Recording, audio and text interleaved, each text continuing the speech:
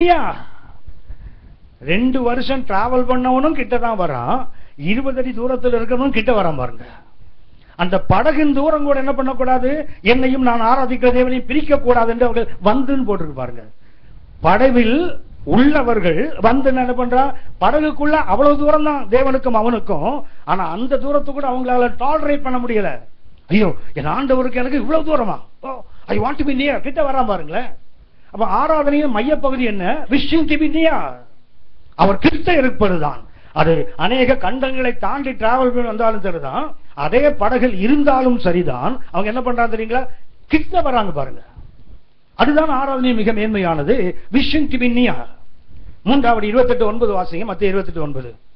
அவர்கள் அவருடைய சீசர்களுக்கு அறிவிக்க போகிற போது இயேசு தாமே அவர்களுக்கு எதிர்பட்டு என்ன பண்ணாரு, இயேசு எதிர வந்துட்டார், எதிர்பட்டு வாழ்க என்றார். வாழ்க என்றார். அவர்கள் கிட்ட வந்து கவனிச்சீங்களா, எவ்வளவு தூரம் தான் இருக்கும், அவங்களுக்கு எதிர வந்து நிக்கிறாரு, பாக்குறாங்க, இவ்வளவு தூரம் கூட எனக்கும் என் ஆண்டவருக்கும் இருக்கக்கூடாது, கிட்ட வந்து போட்டுருக்கு பாருங்க.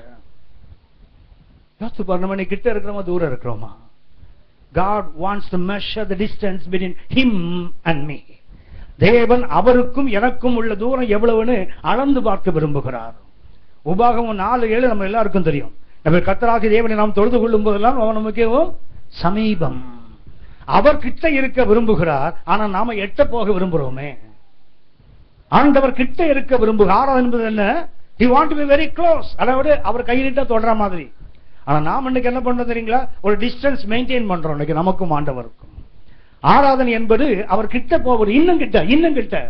பாட்டு பாடுறோமே, இன்னும் கிட்ட கிட்ட சேர்த்துக் கொள்ளுமே, பாடுபட்ட நாயகன் பாடுறாங்களே, அந்த பிளக்கப்பட்ட விழாவுக்குள் நான் போகிற வரைக்கும் என்ன கிட்ட சேர்த்துக் கொள்ளுங்கன்னு பாடுறாங்களே. இன்னைக்கு ஆராதிக்கிற உங்களுக்கு எனக்கும் முதலாவது தெரிய வேண்டிய கருத்து என்ன தெரியுங்களா, ஆராதனை என்பது அவர் கிட்ட இருப்பது. நம்ம என்ன சட்டை போட்டோம், என்ன கலர்ல போட்டோம், மீசை இருக்கிறா, மீசை எடுத்தானா, சதற விட்டு அடிச்சானா, இல்லைன்னா முடிய மாதிரி பொம்பளை மாதிரி வளர்த்தானா, அது அல்ல. நான் எனக்கும் என் ஆண்டவருக்கும் உள்ள தூரம் எவ்வளவு, ஆராதனை என்பது அந்த தூரத்தை பொறுத்தது. இன்னைக்கு ஆராதிக்க வந்திருக்கிறோமே, எனக்கும் என் ஆண்டவருக்கு எவ்வளவு தூரம், அவர் கை நீட்டின தொடர மாத்திரமல்ல, நான் கையை நீட்டினாலும் தொடர இடத்துல நான் இருக்கணும். அவர் வானத்தில் இருந்தா கூட அவரால் என்ன கையை நீட்டி என்ன தொட முடியும், அப்படிதானே போட்டிருக்குது. வானத்தில் இருந்து கையை தூக்கி எடுக்கிறான்னு போட்டிருக்குது. அவருக்கு அவ்வளவு கை நீளும், ஆனா நான் எங்க இருக்கணும், நான் கையை நீட்டினா அவரை தொடர அளவுக்கு நான் கிட்ட போகணும். அடைத்தான். நான் 3 பகுதியும் பார்த்தீங்கன்னா ஒரு வேத பகுதியை நான் உங்களுக்கு சுட்டி காட்டுகிறேன். 1 சாமுவேல் 14ஆம் அதிகாரம், 1 சாமுவேல் chapter 14. 1 சாமுவேல் 14ஆம் அதிகாரம் 36, 37 வசனங்களை வாசிங்க.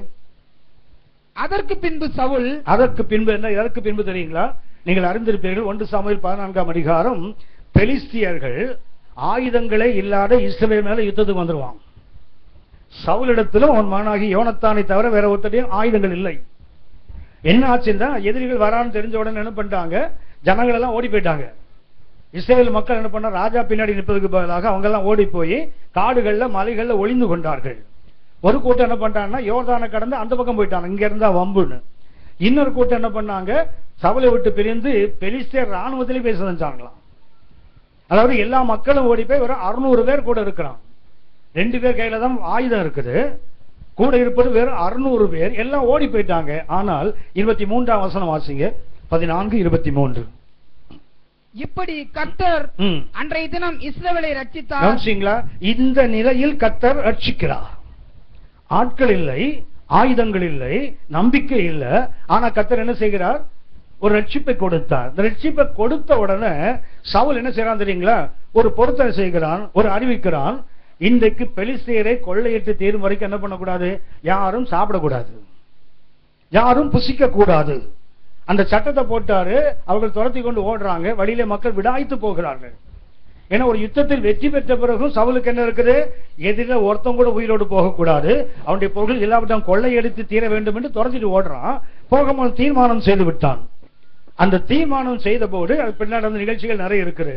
இதுல என்ன ஆகுதுன்னு சொன்னா, அவன் யோனத்தான் அதை மீறுகிறான். அப்போ ஜனங்கள் கோபப்படுகிறான் சவுல்.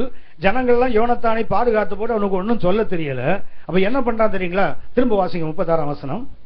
அதற்கு பின்பு சவுல் நாம் இந்த ராத்திரியிலே பெலிஸ்தரை தொடர்ந்து போய் விடியற்கால வெளிச்சமாக மட்டும் அவர்களை கொள்ளையிட்டு அவர்களில் ஒருவரையும் மீதியாக வைக்காதிருப்போமாக என்றான். என்ன செய்யறான்?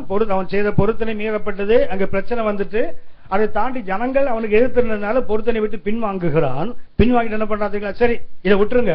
நம்ம எதிரி என்ன செய்வோம்? இரவெல்லாம் துரத்தி எதிரில் ஒருவன் கூட உயிரோடு இருக்கக்கூடாது, எல்லாரும் அழிக்கப்பட வேண்டும், வாங்க நம்ம பின்பற்றி போகலாம் என்று அவன் புறப்படுகிறான்.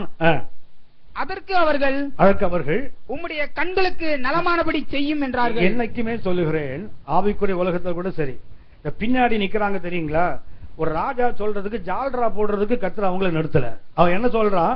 ராத்திரி எல்லாம் துரத்துவோம், எல்லாரும் என்ன பண்ணுவோம்? போயிட்டு நாம எதிரிகளை கொள்ளையிடுவோம், ஒருத்தனை கூட உயிரிடக்கூடாது சொல்லும் போது ஜனங்கள் என்ன பண்ணும்?